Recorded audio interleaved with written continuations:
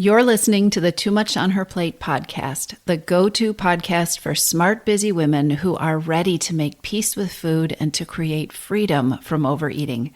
I'm your host, Dr. Melissa McCreary, and before we get started, I have a big announcement. There's an important event coming up. It is live, it is online, and now, before you even listen to this episode, now is the time to reserve your free seat because you're invited.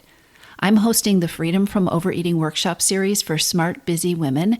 This is a free 5-part workshop series that takes place September 9th through 13th, and you are invited. It is going to be online, about an hour a day, and over the course of our week together, I am going to teach you the exact framework that I use with my clients to help them stop overeating and emotional eating, without the diets, without superhuman amounts of willpower, and without feeling deprived.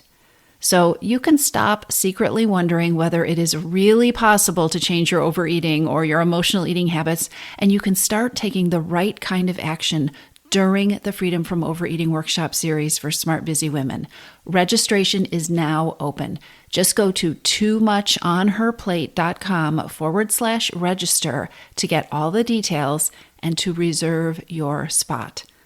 In the free workshop series, I'm going to cover specifics like how to break out of an overeating trance, that habit that seems to function on autopilot, and how to dissolve your biggest obstacle to overeating, something that you might not even realize is keeping you in this pattern. I'm going to cover how to break the cycle of trying and failing and endlessly starting over, and even how to begin crafting an unstoppable mindset, so that you can finally take your power back from food and eating and the scale. I know how valuable your time is. This workshop series is not a diet. It is not another food plan. I am going to teach you the 4 pillars that are necessary to stop overeating and emotional eating in a way that is sustainable and energizing and is something that you want to keep doing. Again, the workshop series will be online and there is no cost, so you definitely want to be there. And yes, there will be replays, but you need to be registered. The easiest way to reserve your seat is to go to toomuchonherplate.com/register and do that now. Enter your name and your email, and we will get you all the information that you need to attend what is going to be an amazing event. The link to register is toomuchonherplate.com/register, and you will also find it in the show notes.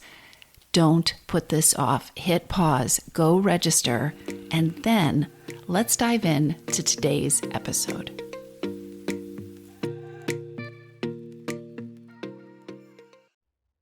Hey, everybody. Welcome back to the podcast. If this is your first time here, welcome, and I hope you will find this helpful and that this information resonates with you. And if this is not your first time here, I have a favor to ask. It would mean a lot to me and would be very helpful to the podcast if you could do a couple of things. If you could make sure that you are following the podcast wherever it is that you listen to your podcast episodes. Usually there's a plus sign in the right-hand corner or somewhere on that site. If you can make sure that you have clicked that to follow the podcast, that will make sure that you are notified whenever I upload a new episode.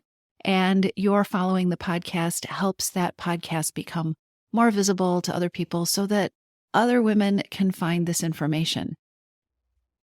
In addition to following or subscribing to the podcast, if you would take just a few seconds to leave a rating, those stars will pop up and you can just give it 5 stars or whatever you think it deserves. And if you are given that option to leave a short review, again, that makes all the difference in making this information visible and available to other people. Thank you. So today, I want to talk about something that you have heard me talk about quite a bit in other episodes of the podcast, which is the value and the reason for taking small steps. I want to talk about why you should do less to stop overeating than your brain is probably telling you that you need to do. And I want to give you some examples from members of my community of what it looks like to take small steps, what small steps they are taking that are working for them, and the way that they have let these small steps create success in their relationship with food and create changes in their eating and in their attempts to end overeating. All right. So let me give you a short list of why you should do less to stop overeating. In other episodes, I've talked a lot about how your brain, particularly when it is in a perfectionistic mindset, tends to be very all or nothing, very dramatic about what it takes to create change. Your brain is very good, because it's a human brain, at telling you that you're not doing enough, or that you could do more, or that you should push yourself harder. And when you combine the way our brains tend to work with diet culture and diet mentality and all the things that you have learned through a lot of marketing and other sources about the weight loss industry, it is really easy to be hooked into a pattern of never believing that you're doing enough and always believing that you need to do more and never letting the small things count. So let's talk about why you should do less to stop overeating. And just to be clear, by doing less, what I'm specifically talking about in this episode is smaller steps, why you should take smaller steps to stop overeating. And I always think about this as, what's a smaller and doable step that I could take? How could I make this smaller? How could I make this 100% doable? How could I be more certain that if I promise myself I'm going to do this thing, I will actually do it and be able to keep doing it? So when you choose smaller steps to change your eating, and that might mean, as I said in an earlier episode, not choosing 100% goals, trying to do something 30% of the time, or trying to make a change only in the couple hours after dinner, or experimenting with something that you're doing in the middle of the afternoon. When you take a smaller step, you are so much less likely to overwhelm yourself. All or nothing thinking, I'm going to do this every day, I'm going to do this all day long. I see this a lot with mindful eating. People who feel like it would be really helpful to experiment with mindful eating, which is being present without distractions when you eat. Because when you're present without distractions when you eat a meal or a snack or anything else, you are more likely to taste it. You are much more aware of when you are full and whether you are hungry when you start. You are much more able to take satisfaction from what you're doing. Mindless eating is not satisfying. You're not aware of it. You're not tasting it. You're not present with yourself. But what I see all the time is a situation where somebody will hear about mindful eating. They understand why it could be useful to them. It is the opposite of what they have been doing. And so they decide, okay, now I have to eat mindfully all the time. And it feels overwhelming. It doesn't sound pleasant. There's a reason they haven't been doing it in the first place. And so day after day, sometimes week after week, they tell themselves, I really need to do this mindful eating thing. And it doesn't happen, which is another reason why you should consider taking smaller, more doable steps to change your eating. It is easier to get started. Not only is it easier to get started building that new habit, experimenting with that new thing, learning about mindful eating and how that might work for you, eliminating sugar if you're feeling like that leads to energy crashes in the afternoon, experimenting with eating more protein, experimenting with doing something else instead of getting a bowl of ice cream in the evening. A small, doable change instead of an all-the-time change is less overwhelming. It's easier to get started with. It is also easier to be consistent when you decide that what you're going to commit to is something that is small and doable. And I am here to tell you that consistency beats perfection 100% of the time. Building consistency in your habits, in your thinking, in your choices, that is what is going to lead to change when it comes to eating.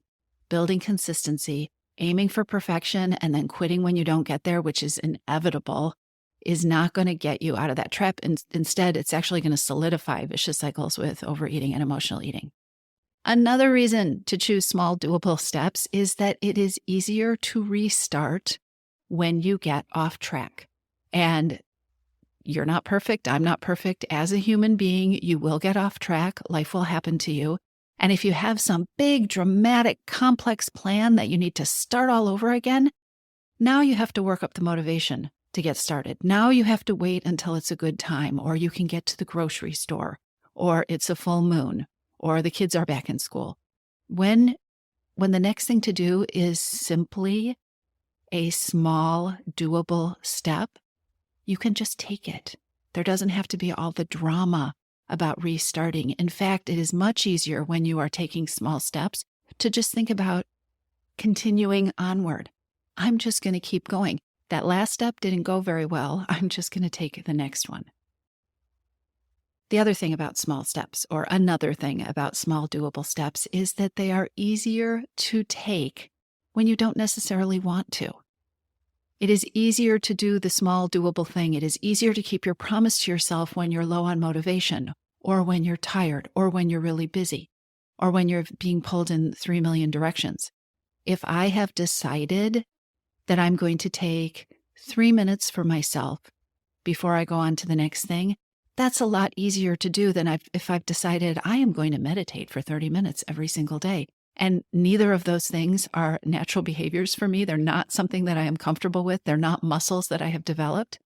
If I decide that I want to try to walk most days for fitness or for stress relief, it is going to be so much easier to do if my small doable step is I'm going to get out that door every single day. Even if all I do on some days is go to the mailbox, the goal is to get out the door. That is going to be so much easier to do when I don't want to, or when it's raining, or when the day has turned upside down, than if I have decided that my small doable step is that I'm going to walk for 45 minutes or 10,000 steps or whatever it is, 7 days a week, right? Again, I'm going to give you some examples from people, members of my community, members of Your Missing Piece, about how they are using this in real life. I just want to be clear on why this is so valuable. Here's another thing, and this is something that members in my program discover all the time, and that I remind myself on probably a weekly basis. The idea that doing more is what we need for good results is a myth. It's not true so much of the time. We live in this productivity culture, right? This culture where we are driven to be doing and producing and working. The idea that doing more is what you need to do to get better results is a myth.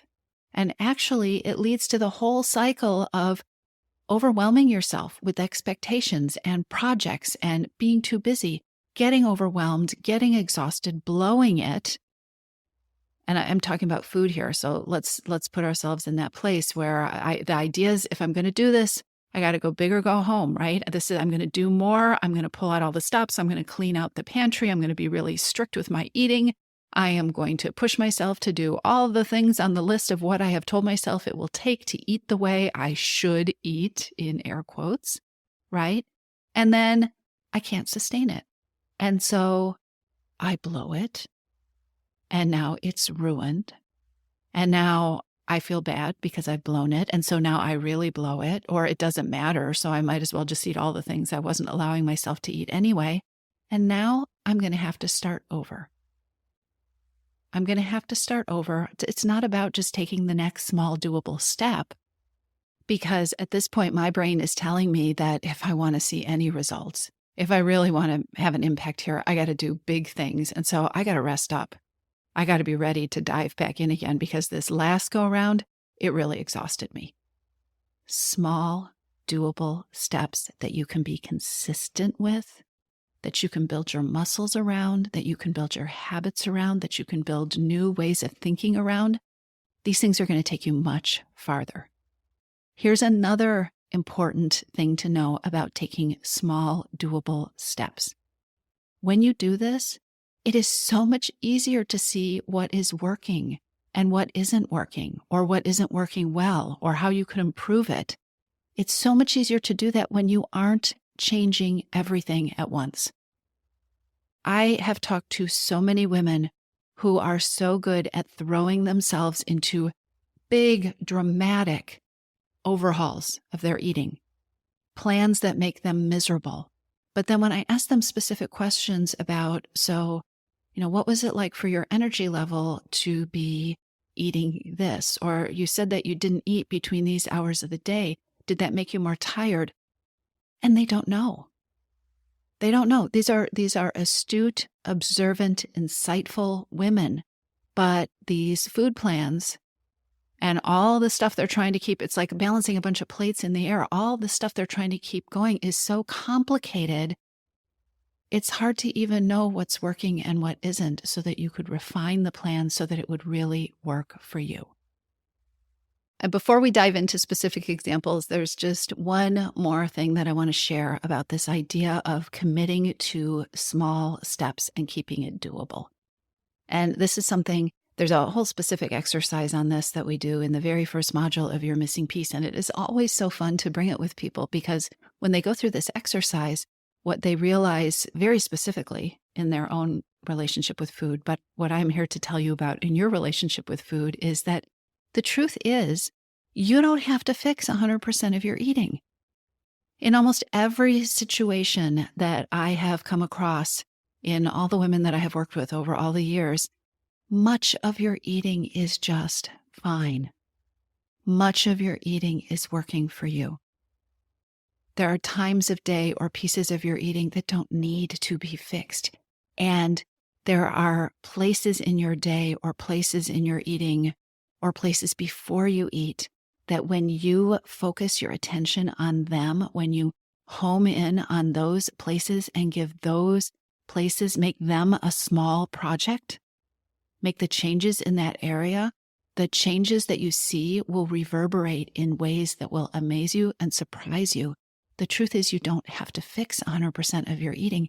And if you are focused on big, massive changes and trying to change everything and trying to do it all the time, just like the mindful eating experiment I gave you, most people do not need to be mindful of their eating 100% of the time.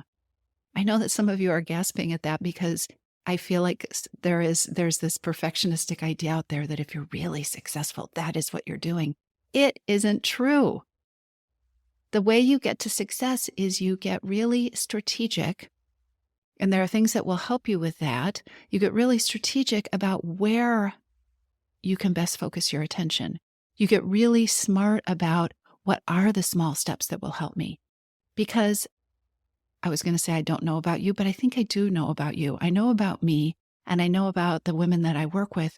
We don't want to spend the majority of our lives focused on our eating and fixing our eating and doing hard things. So small strategic changes that are doable allow you to get your confidence back. They allow you to make promises that you can keep to yourself. And so much of the time, they lead to the big changes that you want without having to jump in there and try to fix 100% of the things when 100% of the things aren't broken. So I asked members of the Missing Piece community to share places that they have found small steps to be particularly useful. And I got some comments that I'm going to share with you. These are small steps that have worked for individuals. Your small steps are going to be your small steps. Some of these small steps will not sound useful to you. They might be the exact opposite of what would be useful for you. So I'm not sharing these because there's any right or wrong way to do this. I just think it is helpful to be able to give some examples of what this looks like in the real lives of real people. So this Missing Piece member said, my small step is instead of a medium food item, I order a small food item. Also, I have this thing called sneaky exercise, which is a wonderful small step which I've incorporated. Examples of sneaky exercise include parking my car further away from the store I want to visit, mopping my 2-level home by filling my downstairs utility sink with mop water and walking up and down the steps at least 10 times to rinse and refresh when needed. That's a lot of steps. Finally, I time my housekeeping task to 10 minutes to dust the furniture, vacuum, etc., just about any chore. If I sweat, I count it as movement. All of these small steps have led to me thinking about my food choices, have given me a more positive outlook, and finally have taken me down the path to losing 130 plus pounds over 13 years. I know, a slow pace, but I would not trade the pace because I have managed to keep it off. P.S., she says, my trainer says sneaky exercise doesn't count. I say if I sweat, it does. Here's the thing. We get to choose what our small doable steps are. And did you hear what this member of Your Missing Piece said about them? They've got her thinking about her food choices. They've got her moving. They've given her a positive outlook. And guess what? She lost her weight and has kept it off. Also, because I always have to point this out, do you hear the ease with which she talked about these habits? So here's another member of Your Missing Piece. She says, I had the habit of putting too much food on my plate, especially when I'm hungry, very much like when visiting an all-you-can-eat buffet, until I realized there's just too much food and I can't finish it all. The small habit of pausing before deciding on what I want to eat, as well as putting just a serving of vegetables, a serving of protein, etc. on my plate, and then seeing how I feel afterward has really helped me a lot. I've become more aware and in tune with myself, and I'm able to ask if I'm satisfied after a plate of single servings. I'm also able to ask myself if I want to go back for another serving. Small step. She doesn't make a long list of what she's going to eat or what she's not going to eat, but putting one serving of these things on her plate in a way that makes sense to her has worked for her. Dehydration, or trying to stay hydrated, is an issue for so many women. So here's another small step that somebody shared. She said, I rarely feel thirst and I don't drink enough water. I didn't used to drink enough water. I began drinking a small Dixie cup of water every time I use the bathroom. This has added up to a lot of water over the course of the day and the evening. I have learned that small cups are doable and I don't have to sit down with a gallon jug to get hydrated. She kept it simple and it's working for her. Another Missing Piece member says, for me, it has been consistency over quality. I've been working on new habits and sometimes I'm not exactly doing it perfectly, but I just keep going. Consistency over quality. This is from another member who's fairly new to Your Missing Piece and has really loved the idea of small steps. She says, small, doable steps matter so much! Exclamation point. I can easily be kind to myself, or I can easily eat more slowly, or I can try to tune into my hunger. These things are doable. Other times I have been so focused on what not to do, and that list was big, and it was hard. It is nice to take the pressure off and focus on what I can do, and also what I'm doing right. I really love this next comment from a member. She says that smaller steps have made this journey so much less daunting. I feel so overwhelmed when my brain starts to tell me I need to do more, and stopping and making it smaller opens up so many more possibilities. And one of the reasons I really love this comment is that something this member of the program has really done is made that idea of stopping and noticing what her brain is telling her a small step. It's something that she's been practicing. It is a win for her when she notices I'm being hard on myself. It is a win for her when she notices that her brain is saying, I have to eat that cookie, or I have to go home and binge after work. It has been a win for her to notice the conversation instead of making it all or nothing, that it's only a win if she notices the conversation and she does something different, or she shuts it down, or she changes the conversation. She's pursued this in small steps. And some days it has felt like a struggle. It's one of the reasons that having the coaching and the support in the program is so valuable. But now it is paying off incredibly for her, because these little small things are showing up all the time, and she is seeing some amazing changes. In fact, she just posted the other day something that I hadn't planned to share with you, but I'm going to do that because it fits in here so well. She said, I literally thought I would never be able to say this, but I've gotten to a place that food does not consume every thought of my day. I think about it when I'm hungry, but otherwise I have so much space. It is the small, doable steps and the effort to be imperfectly consistent that have led to these kind of changes. And I'm going to say that those statements that start with, I never thought I'd be able to say, or I never believed it was possible, or I can't believe I'm saying this, almost always are the kind of changes that are built from that focus on consistency, that focus on, okay, what can I commit to? What's a promise that I can actually keep? What is doable? What is a small enough step that I can stick with it? And if I fall off track, I can keep coming back to it. This is what leads to creating freedom from overeating. The last comment I want to share is again from a Missing Piece member. And she says, she kind of sums it all up. She says, my smallest steps are the ones that have led to profound, lasting changes. One small step at a time has made huge differences in my eating, taking off and keeping off a lot of weight. My brain kept repeating diet mentality, that it has to be restrictive, it has to be hard, it has to be a perfect diet. But small, sustainable changes were where it was at for me. When I started, and she gives an example here, she says, when I started, I had pizza. So I added a salad. And then I cut down on the number of slices of pizza that I would usually eat. Now I can't remember the last time I had a pizza. I never thought that would be right for me, but for right now, it is.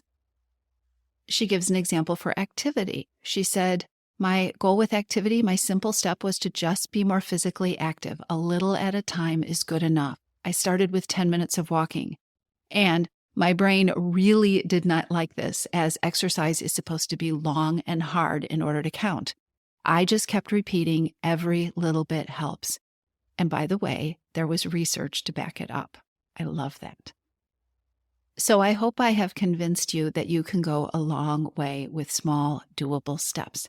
And there's one more little piece of advice that I want to give you, because brains are tricky, at least my brain is, and I know yours probably does the same thing, which is that it is so easy for me when I start thinking about a small, doable step, especially when I get the right size, something that is absolutely doable, something that is small, something that I know I could be consistent with for the next 2 weeks, to see if it's going to have an impact. Because it is so doable, my tricky little brain almost always wants to add another one in. Well, if you could do that, you could do this. I mean, those are just 2 little things, right? And then before you know it, there's 3 or 4 or half a dozen. Start small, a doable step. Pick one thing. See how it works. If it leads to other things eventually, that's great. But you want to think about this as strengthening muscles, building consistency, and building your trust in yourself again. This is about trusting yourself. This is about learning to promise yourself things in a way that you can keep your promises. Because when it comes to trust, when it comes to peace with food, when it comes to freedom from overeating, your confidence and your belief in yourself and your trust in yourself is everything.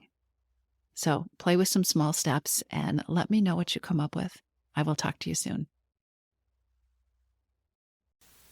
Do you know how you can take everything that you are learning from this podcast and make it at least twice as effective?